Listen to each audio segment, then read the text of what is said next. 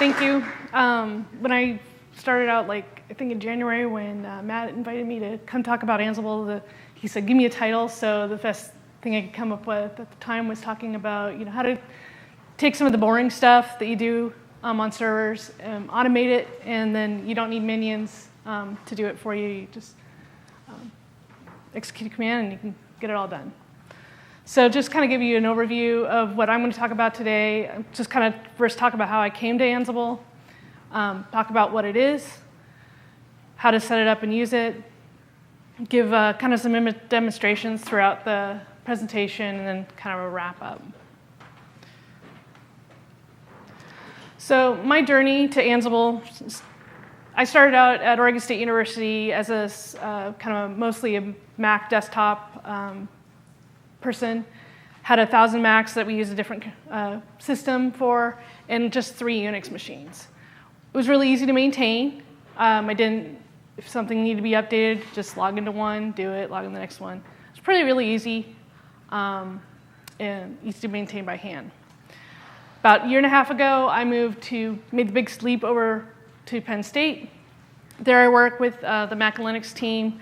I became a Linux administrator, less of a Mac administrator, but I support a lot of the servers that support our Mac team. So we got NetBoot servers, we got Reposito, which is a software update server, and some other tools that are available for our Mac team.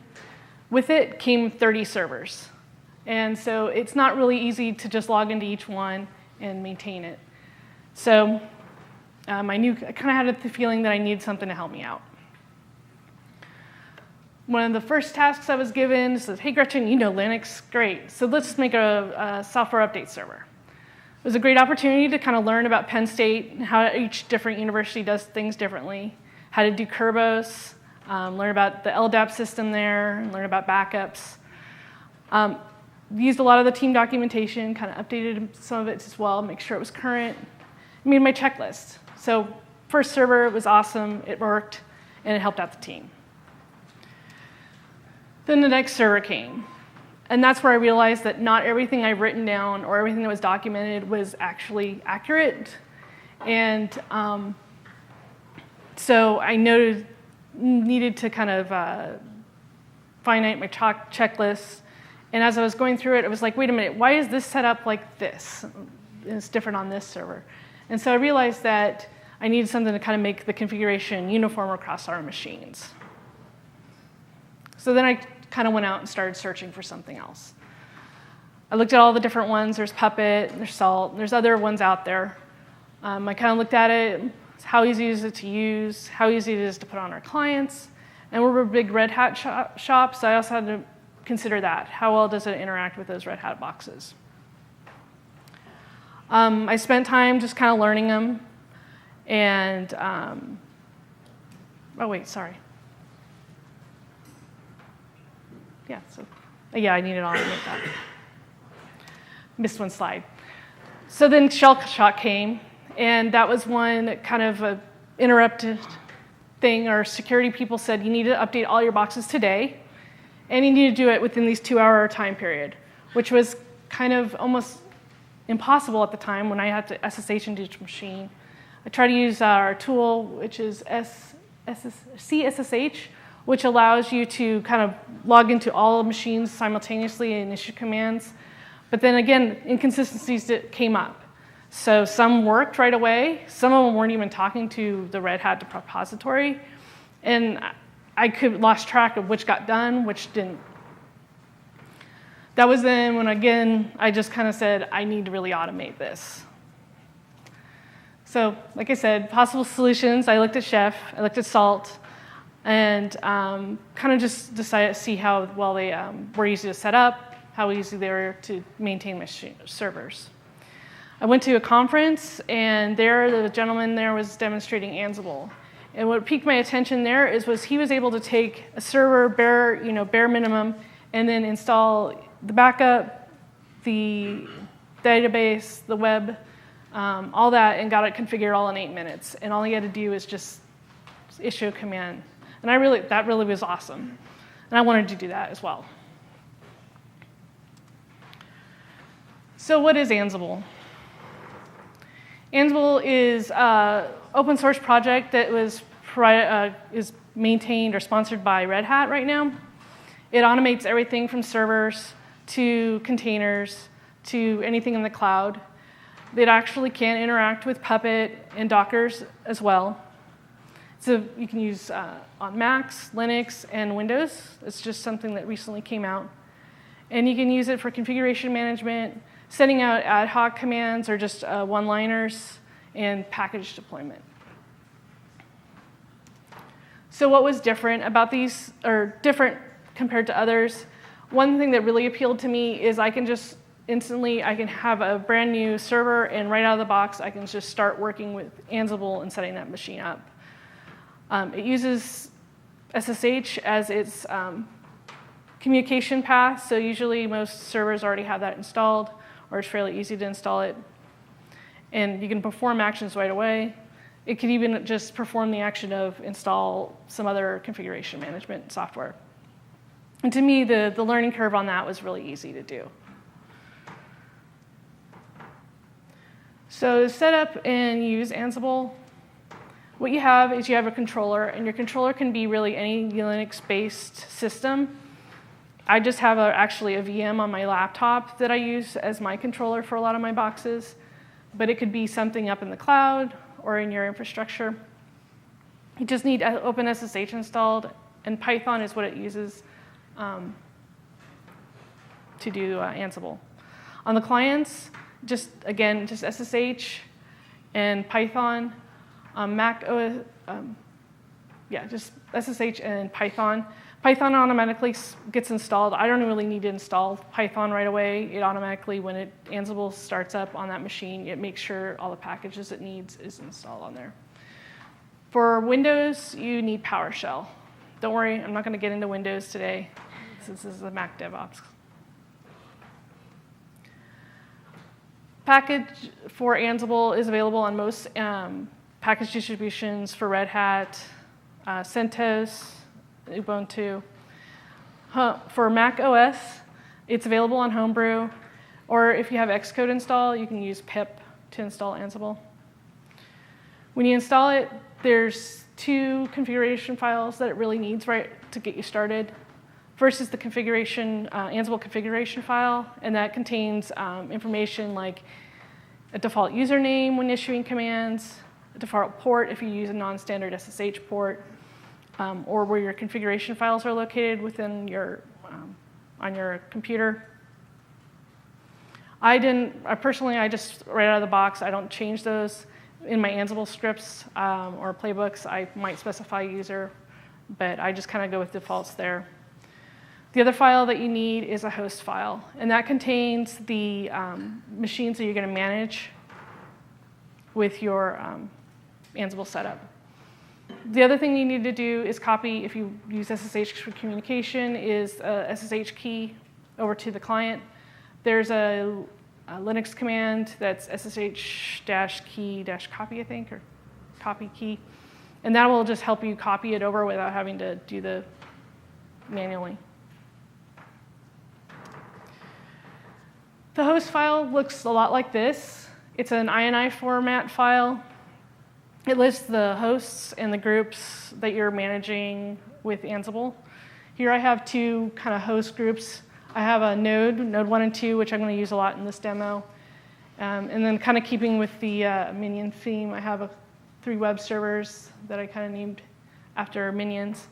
But the words you see, like node 1, that's the alias I use, so I don't have to specify the IP of that particular host. And then Ansible host and the IP. You can also define the port you're going to communicate with, or a particular user that you want to default when you communicate with that host.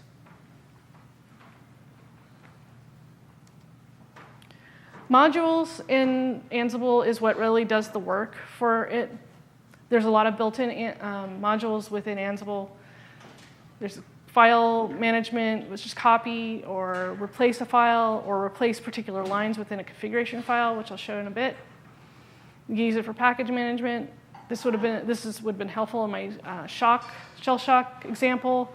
I could have just issued a command saying, hey, upgrade bash, The next command would have been restart, and we would have been off to the races. System management, I can add users, remove users from a particular host. Again, I can issue puppet commands, as well as OS 10 defaults, or it's not updated to Mac OS now, but and interact with the defaults command on a Mac host. Services could be starting or stopping those on the server. Could also just issue commands like reboot or a particular shell script that is on that computer. So one way to interact with Ansible on a host is with a command, or with the command line. These are just kind of great one-liners. Like I said, for a shell shock, it could have just been, hey, packet, or deploy the package for bash.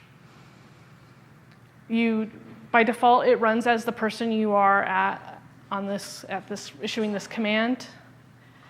And you can also run it as privileged. So if you need sudo, you can put on the flag with become a certain person with sudo.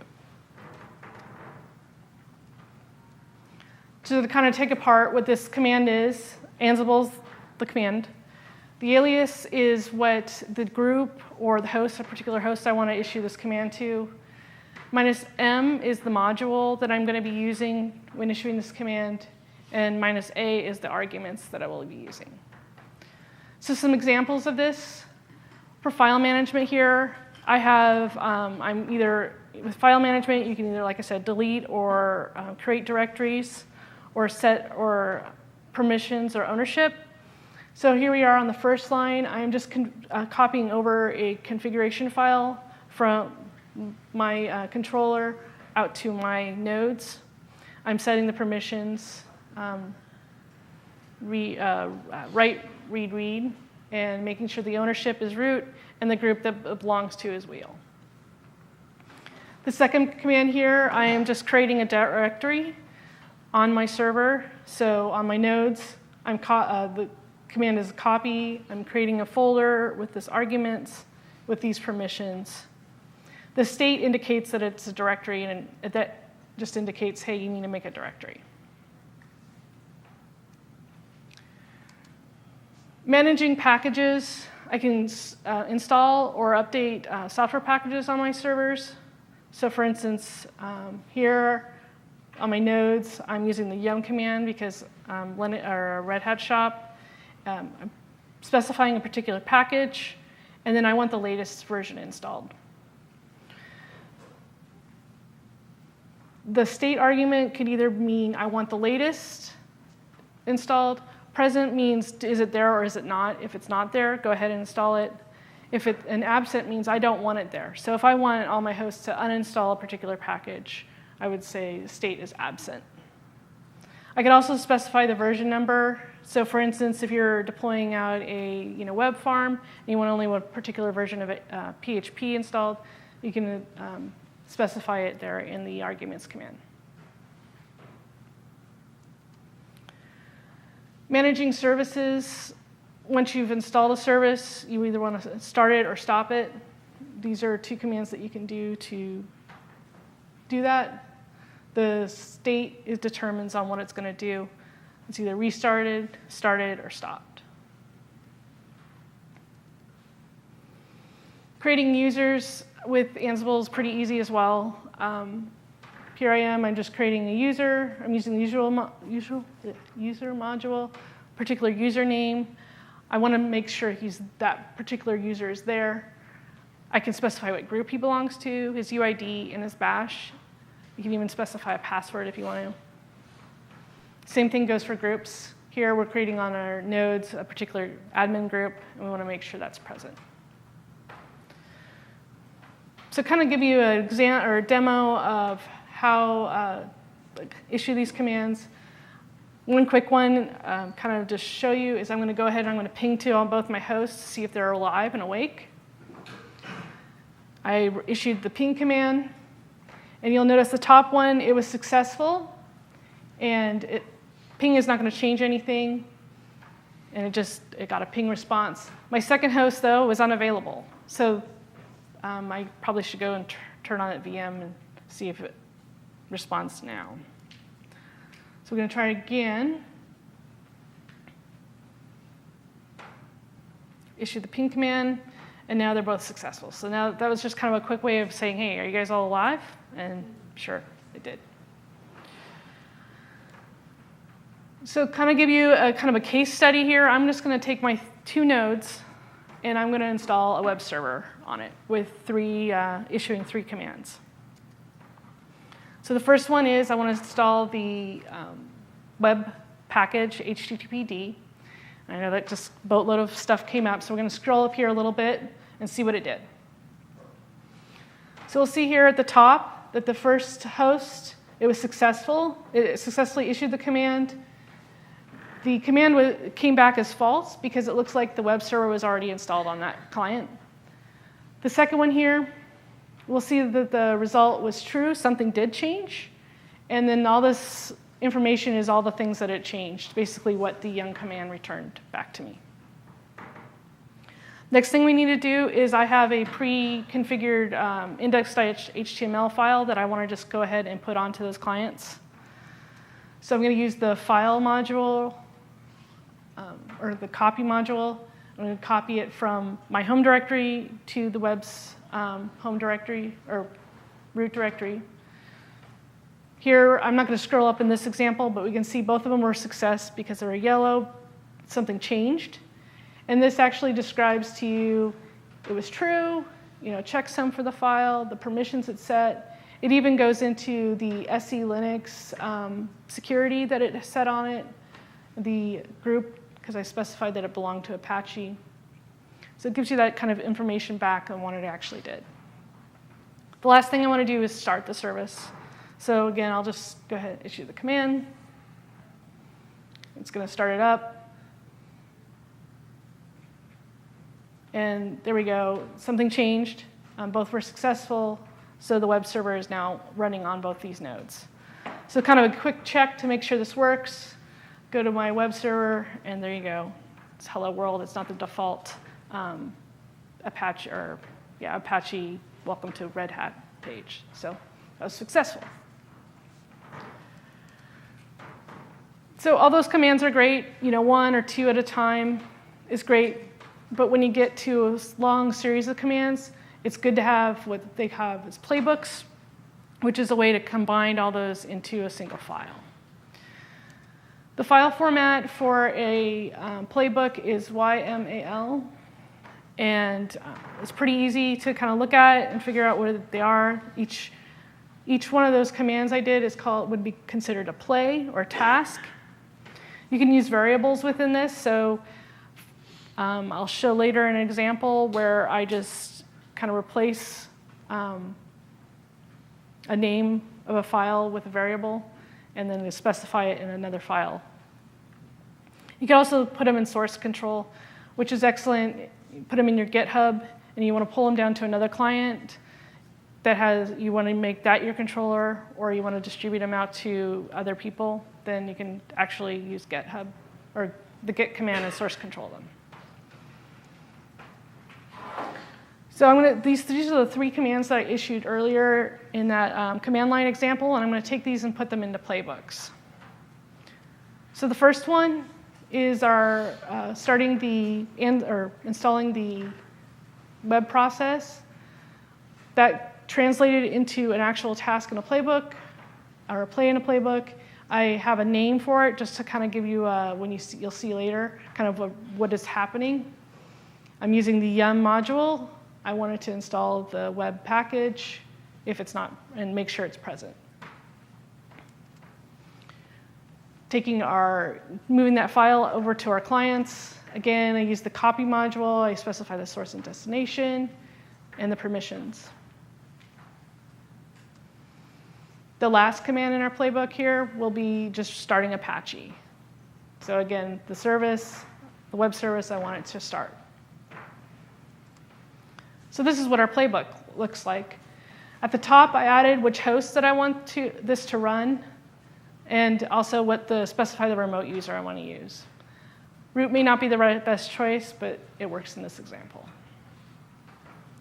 So to see that actually working, we'll go back to our example here. Fresh, brand new nodes.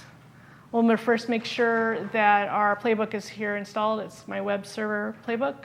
There it is. Then I use a command called Ansible-playbook.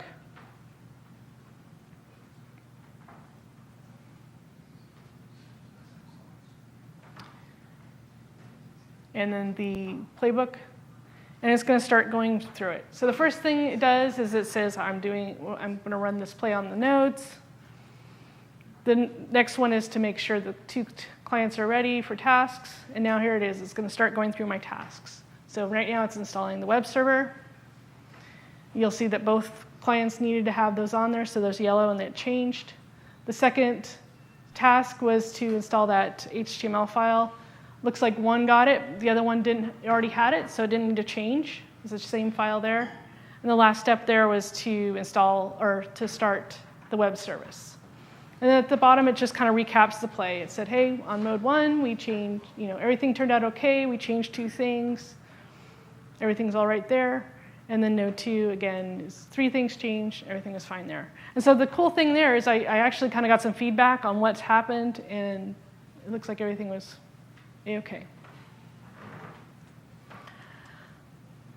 That was a pretty simple playbook. This is a playbook that I actually am using to install our Duo, which is our 2-factor authentication onto all of our servers.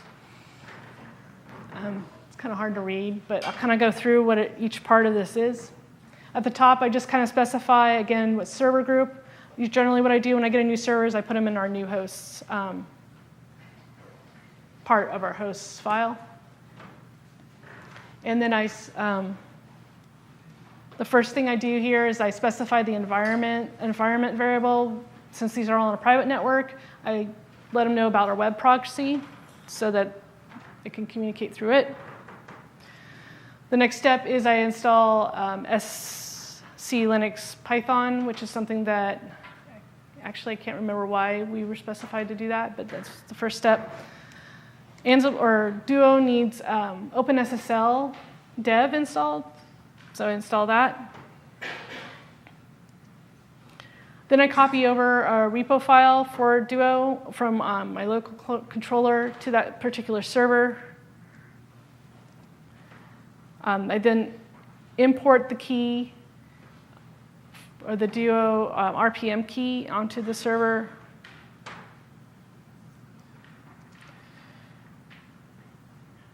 Then I install Duo, which is the Duo Linux package. Next, I can copy over a configuration file for Duo. And then I actually change our configuration for SSH. And this is an example here where I use some variables. Actually, it's going to go and replace particular lines within our SSH file.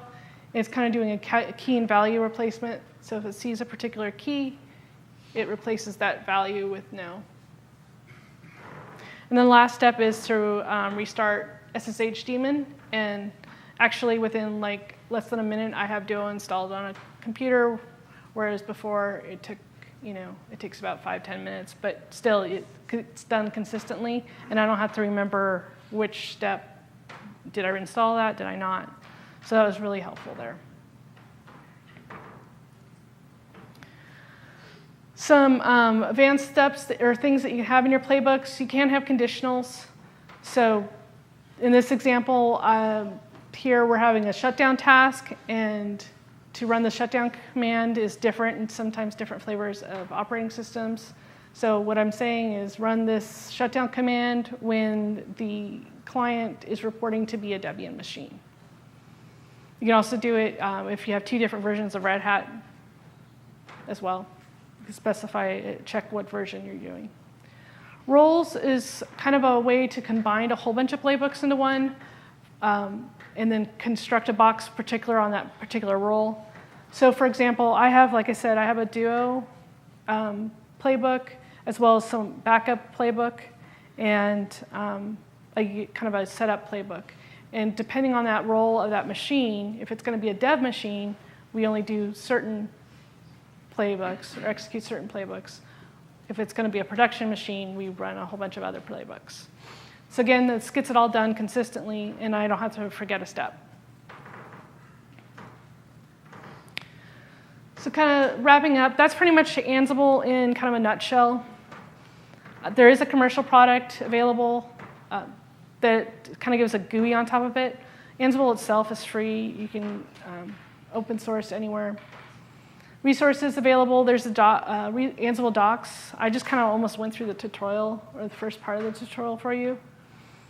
But there they have talk about all the modules and all the different configurations you can do with those modules.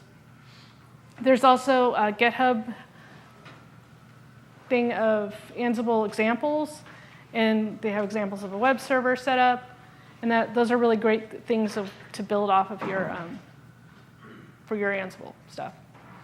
DigitalOcean has some tutorials as well as server hackers, so those are pretty good too. With that, is there any questions? Sweet. Thank you.